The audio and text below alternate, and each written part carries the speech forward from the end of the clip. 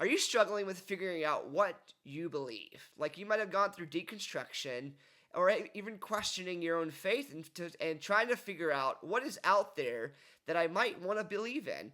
So, in today's episode, I want to give you a few principles that will help you to evaluate all the different religious beliefs and see which one is actually the best. So, stay tuned.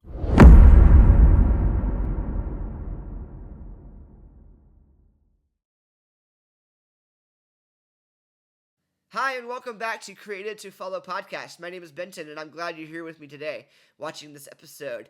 So, over the past few episodes, I've talked about Jesus and how he's worth following and you should believe in him. But today, I want to go a little bit different direction. You might be a skeptic. You might be somebody that's not willing to pursue Jesus simply because you've seen all the different bad religious belief systems and bad churches and bad pastors that are out there, and you probably are wondering, why should I put my faith in Jesus when there's all these hypocrites? There, the teachings aren't completely true. They might not be completely true, or they're contradictory in themselves. And so today I kind of want to just kind of give some guiding principles that might actually help you try to figure out who is worth following and what religious system is worth following. And again, I'm not trying obviously I'm a Christian, so I'm going to take a stand for Jesus, but I also want to help you, like if you don't believe in Jesus, fine, that's your own choice. But I want to help you and challenge you to actually find something to believe in, because, it's statistically proven that somebody with a faith belief is more healthy than the person that is not. So I want to challenge you today, taking away all my biases and opinions about Jesus, and I want to challenge you to actually start pursuing finding truth, because that's going to be the most important thing in your life, is to actually stretch yourself to find what is true, what is good, and what is something that's worth following. So again, like I said, I'm going to give you a few principles that might help you in your own spiritual journey to find your higher power, etc., etc., etc. So the first one I'm going to challenge you on, this principle is very important, is to actually do your own research. So there's a lot of truth claims out there. Obviously I believe in Jesus. I've presented you a truth claim about Christianity, but there's also different religions like Hinduism and Buddhism and Islam and Mormonism and Catholicism. So like there's so many different religious beliefs out there. And it's important that you actually do your own research instead of just trusting blindly what people might throw at you. Or not even trusting anything at all and just kind of wandering through your own life. Take a second to actually examine your own beliefs and actually put forth a little effort into finding out what you could believe in, because that's going to actually help you grow in your own life, is to actually put forth the time and effort into doing your own research and doing your own due diligence. The second thing that I want to kind of challenge you on is to be open-minded when you're doing your own research. Like I said, there's a lot of things out there that might be quote-unquote true. Be open-minded. Allow yourself to actually, sift through all the information out there and say, this sounds good, or that actually doesn't sound very good at all. So that's how you be open-minded, is to really examine it and allow yourself to process through information rationally and critically, and actually take the time, instead of allowing your biases to cause you to be distracted from your own research or whatever. Be open-minded in your own research and allow yourself to go through all of the information without getting distracted by your own opinions and belief systems. Even if you have a belief system already, it's important to be open-minded to others, because you might be wrong, just to be honest. As a Christian, I believe this firmly. It's okay to question. It's okay to ask questions and to actually be open-minded and examine all that's out there, because we might be wrong. And if we're proven wrong, then great. We need to move forward and actually let ourselves, be led to the right path, the truth path. But if we believe is true, then we did our own research and we were open-minded, we might establish a firmer grasp and a firmer belief system in our own faith. So I want to challenge you, be open-minded in your pursuit for information. The third thing that I kind of want to talk about is that there is only one truth. This is an unpopular belief system in today's society. We're taught by society, oh, find your own truth. Truth is relative. There's all kinds of different truths out there. Find out what's best for you. And I want to challenge that and say, no, that's illogical, that's impractical, and that's going to actually lead to a lot of chaos in your life. And so it's important to realize this and to accept this. Stop trying to figure out, stop trying to go in circles, trying to figure out, oh, what's truth for me? And actually find out what is actual truth. It might be hard. Yes, you might have to go in directions that you don't want to. But figuring out what is truth will help you grow and will help you establish yourself and become firm in who you are and what you believe. So, this is something that's practical. This is something that will help you in your own life. But how do you find out what is true? And this is where I'm kind of gonna go from now in this episode is, what are some things you can look at to help you figure out what is truth and not a lie? So there's a couple of things that I want to point out is this. The first thing is this. Is the truth claim consistent within itself, or does it contradict itself? So especially in religious beliefs, there's a lot of information out there that might seem to be good, but it contradicts itself. And I say this as a Christian that is like the Bible, it might seem to be contradictory. So we got to examine those things, and if it is contradictory, is there a reasonable and simple explanation? And if there's not a reasonable and simple explanation, then it obviously contradicts itself, and it's probably not true.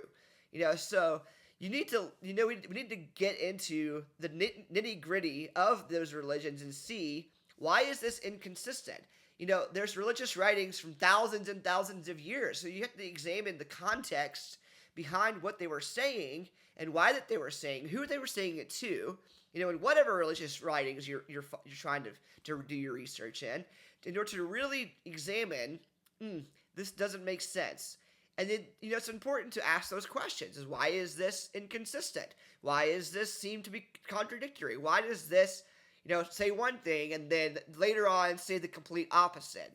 And I'm not going to get into the specifics about actual, the different religions that have inconsistencies. I want you to actually take the time and actually do your own research and figure out those inconsistencies and do your own research into figuring out, is there a reasonable and simple explanation for those things? And again, like I said, be open-minded to those explanations, because otherwise you're going to miss out if you let your own biases keep you from actually accepting a reasonable and simple explanation, whatever it is.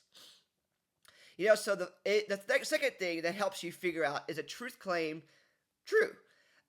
Is it logical and simple? If it's not, is there another reasonable explanation? There's a lot of truth claims in several religions that are majorly overly complicated and are not supported by reality. So the goal here is to figure out why it's complicated and unrealistic, and if there's, again, a simple and reasonable explanation. And if there's no simple and reasonable explanation that actually makes sense, it's probably not true. And if it is a simple and reasonable explanation, even if it might be mind-blowing, but if that's a good explanation, it's good to accept it as truth.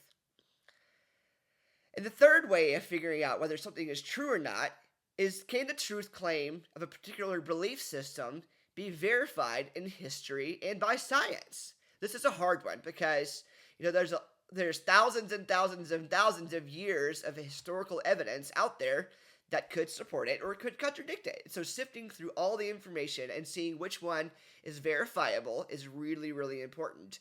So is there archaeological evidence behind a truth claim?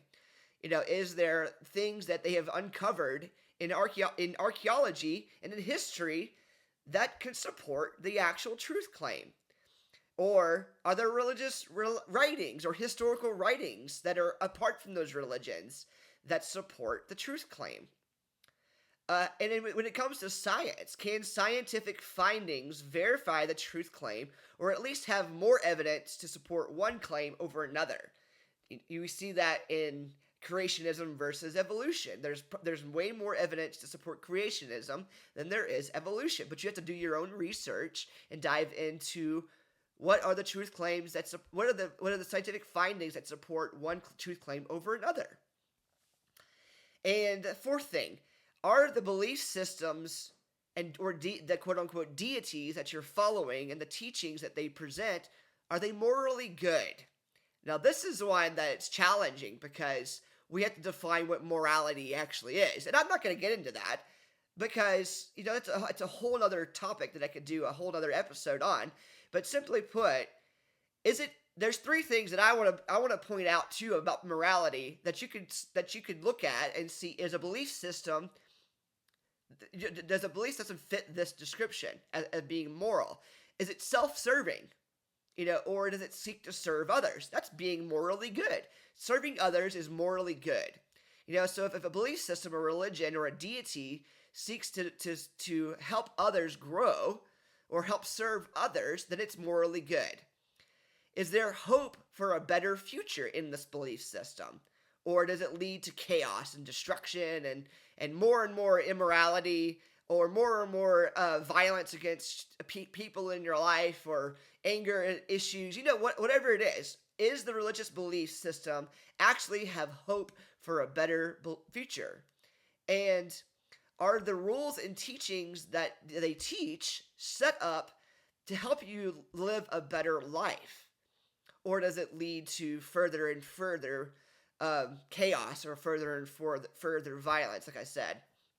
So is the belief systems of the specific religion that you're trying to figure out, is it actually good, or does it actually lead to something that isn't good? So that's what you have to ask yourself when you're examining the truth claims of a specific religion. Is it morally good, and does it help me actually in long term, or does it not? So there's another thing that I want to point out is, are the rewards / results / end goal that is presented by the religion, is it attainable, or is it not attainable? Do you have to go through certain hoops to meet this end goal, or do you have to follow a specific set of practices in order to reach this end goal, or do you have to just believe? So that's something that you should look at when you're examining a truth claim. Are the things that is presented as the practices actually attainable and actually doable, or are they not doable long term? And or is it something that you have to try really, really hard, and then you might not actually succeed? That's probably not worth following, just to be honest. So you have to examine those things. What is the end goal? What is the thing being presented? Is it attainable or not? So is a couple more, is the truth claim the teachings given by someone who is an ideal person to follow?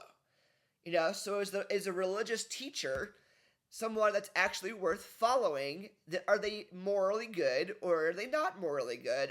Is their character good, or is it not good? Are they honest? Are they a liar? Are they immoral? Do they sleep around a lot? Or do they have slaves? Do they cheat? Do they murder people? So these things that you have to ask yourself, is this religious leader actually someone that's worth following in his character? Or is he not? And you have to this is really important, because there are a lot of religious figures out there that, present these good ideas, but their lifestyles don't actually match up to the things that they're teaching, so it's contradictory, so you have to examine those things. And then finally, is the religious system worth putting my faith into? We have to ask, what is faith? Sometimes, we have to take things in faith. We don't necessarily see that it's completely 100% provable. Like any religious system, for instance, is not going to be 100% provable, because the deity, we can't see him or her. Whatever they're presenting, we can't necessarily see it. So we have to actually, trust and follow these rules and principles by faith, hoping that they lead us to a better future or better hope. So we have to examine, is the overall whole religious belief system, is the person that is presenting this information to me, is it worth putting my faith in, or is it not?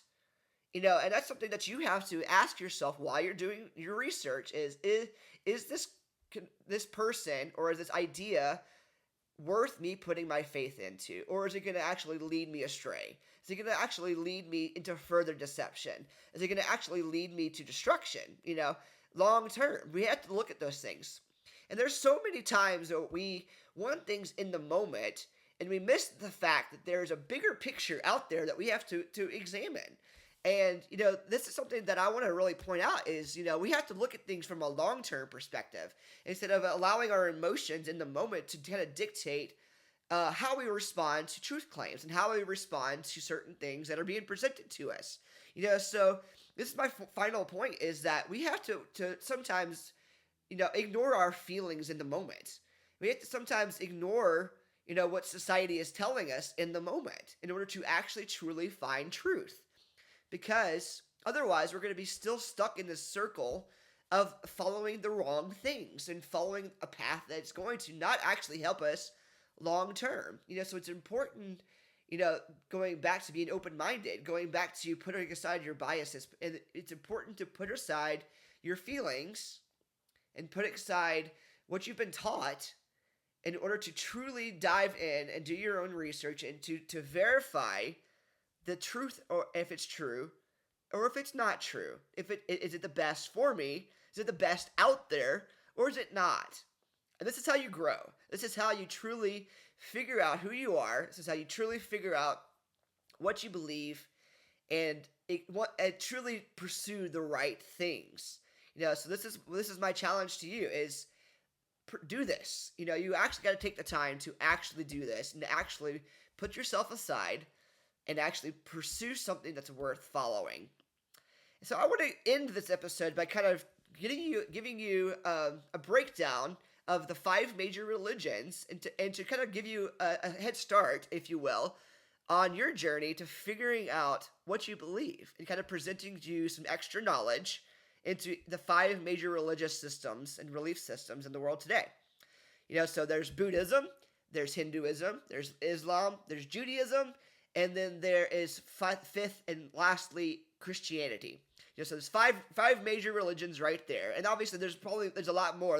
There's paganistic belief systems that believe in multi gods, the Norse mythology and Greek mythology and Wiccan practices. But I want to talk about the 5 major ones right now and kind of break down each one for you so you can have an idea of what they actually believe. And do your own research. Don't just trust these things that I'm saying to you. Actually dive into each of these and kind of break them down in your own mind and examine them against the principles that I've already taught you. Are they good? Are they morally good?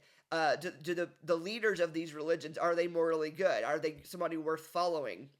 Are they contradictory within themselves? Do they lead to a good end result?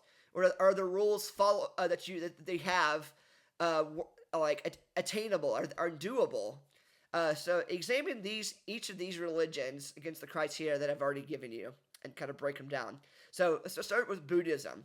Buddhism, they believe in the teachings of the Buddha, who there's several of the Buddhas, but the main ones, they taught several things. Excuse me. The main teaching of Buddhism is that there is only suffering in the world. There's no good thing in the world, and the ultimate goal is for us to achieve perfect bliss or enlightenment, what they call nirvana, which is a perfect level of bliss where the suffering of the world has no effect on you at all. So in itself, that seems good. But the thing about the teachings of Buddha is that they believe that suffering is caused by human desire and by chasing those desires. And the only way to achieve this perfect bliss is if you surrender all your attachments and all your emotions, all your desires in life. So letting go of your feelings, letting go of your attachments to your family, letting go of your attachments to friends. And that's the only way that you can achieve this perfect level of perfect bliss, perfect nirvana. And they believe in reincarnation, so if you don't get it right in one life, they believe that you have multiple opportunities to actually get this perfect level of bliss. So that's Buddhism in a nutshell. Hinduism is very similar, but the thing that separates Hinduism from Buddhism is that they believe in God and like a deity, and they believe that everything in the on Earth has a spark of the divine in it, and that our ultimate goal is to reconnect with this divine being. And so they believe that what you do in life or what you don't do in life causes you to either become closer to achieving this goal or step further away from this goal. The word that they use is called karma. You might have heard of that, karma. They believe that what goes around comes around, basically. What your actions, what you do in one life, will cause a ripple effect and will cause you to experience something else in a different life. So they believe in reincarnation. They believe that if you do good in one life, you're going to be born again as a better being that leads you one step closer to achieving this reconnection with God Himself. So if you are bad in one life, then you're going to be born as like a mouse or something like that. So they have different levels of like cows are very sacred to them. So if you are reborn as a cow, you're like really close to deity. Or if you're born like as a tree, you're really you might be further away. So like they believe this belief system that you have to practice good works in order to attain this perfect level of godhood, and you might not make it, in one life, so you have another opportunity in another life, and if you mess up in that life, it's just basically a constant cycle of trying to achieve godhood. So they practice spiritual disciplines such as meditation. Yoga is a part of Hinduism where you try to establish a connection with the spiritual realm and try to allow it to flow through you and to refresh your mind and refresh your body. So that's how they practice these things in order to cleanse themselves of different things in order to be better in the next life, and so on and so forth. So that's Hinduism in a nutshell. The third one that I want to talk about is Islam. So just to let you know, Islam, Judaism, and Christianity all believe in basically a very similar belief system in that it's rooted in the same religious teachings of Abraham and Isaac and Jacob and Moses. So they believe Islam, I'm going to specifically break down Islam right now, they follow the Quran, which if you look at the Quran is the same as the Old Testament in the Bible and the Torah in the Jewish religion. So all three of these follow. The Old Testament of the Bible is the same as the Quran and the Jewish writings and Islamic writings. But then we see that the Prophet Muhammad stepped in around 400 A.D. and started adding to these teachings. So he came up with several different doctrines and belief systems that are the foundation of the Islamic and Muslim faith. So they believe in one God, Allah. They follow the 5 pillars of Islam. I'm not going to break them down, but basically, in a nutshell, Islamic teachings are the same as Jewish teachings in that we are called to obey Allah and follow the Quran and the 5 pillars of faith in order to earn salvation and eternal life. So you have to do all these things in order to attain eternal life and reward in heaven.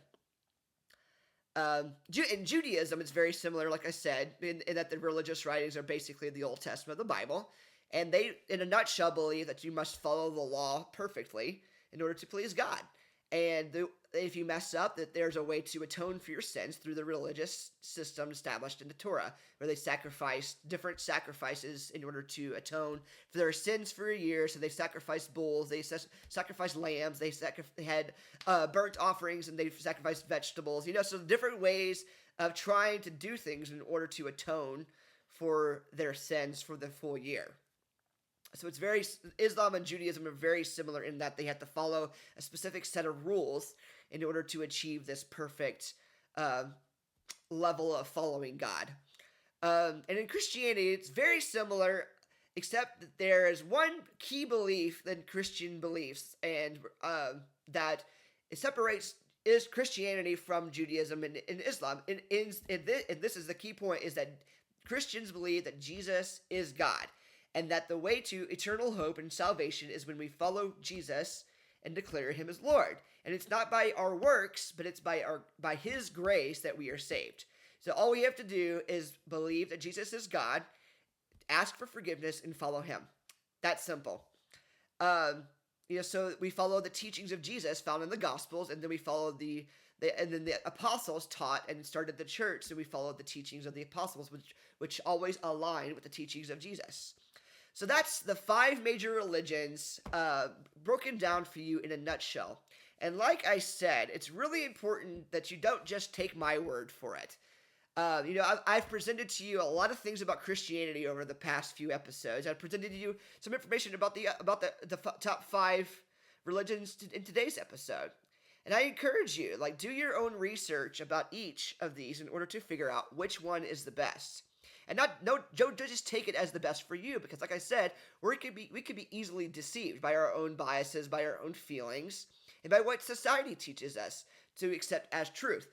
But there is one truth, and we have to find that truth, and we have to verify that it's truth through those several criteria that I gave to you. Is it consistent? Is it logical?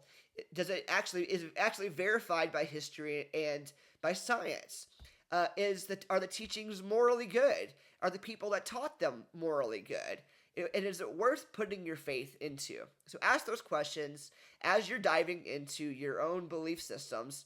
And if you already found a belief system, dive into it a little bit more. It's okay to question your beliefs to figure out what the best is, and to figure out if there's a better way forward. But I want to challenge you to dive into those things. I've done my research, and I obviously personally believe that Christianity is the best simply because of who Jesus is. I taught last week how he is morally good, and he that confirms and aligns with the God of the Old Testament, which he claimed to be. So he gives us life, he gives us freedom, which I'm not going to talk about today, but I'm going to talk about it in a future episode. But that's why I personally believe that Jesus is the best way, is because he stands above all others. As I've done my research, this is what I found. He stands above all the other religious figures, all of the religious teachings. But I want to encourage you to figure that out on your own. Don't just trust my word for it. Do your own research. And if you have any questions along this journey, find somebody that knows what they're talking about and ask them questions. Find religious leaders in each religion and ask them questions and see if it actually is consistent, and see if, it's worth following. And, I'm available if you have any questions, so feel free to comment on this video. Feel free to send me an email on social media. If you find me on Facebook under Benton Ward, find me on Instagram, Benton Ward. I'm on TikTok, We Thrive Ministries. So if you want to have a logical, respectful conversation about these things, if you're questioning your beliefs, feel free to message me. I don't care. I would love to help you with this. And the point that I wanted to leave you with is this. There is truth out there. There is a best way forward out there. And if you want to grow, if you want to challenge yourself, do the things that I've challenged you in this today. Follow this podcast if you want to learn more about Jesus. That's what we're going to be diving into over the next few episodes, is who is Jesus, and to continue to look at what the Bible says about him and why he's worth following. And I'm going to give you stories that are testimonies in today's context of why he's worth following. And obviously I'm going to look at what the Bible says about him and how it's all consistent throughout the thousands of years of him being taught about. So I hope you have a great day. I hope you like and share this episode, and hope you enjoyed this episode. Leave a comment for me so that I can know more about you and what you're dealing with in your life. If you need prayer, leave a comment. And I hope you have a great day. God bless.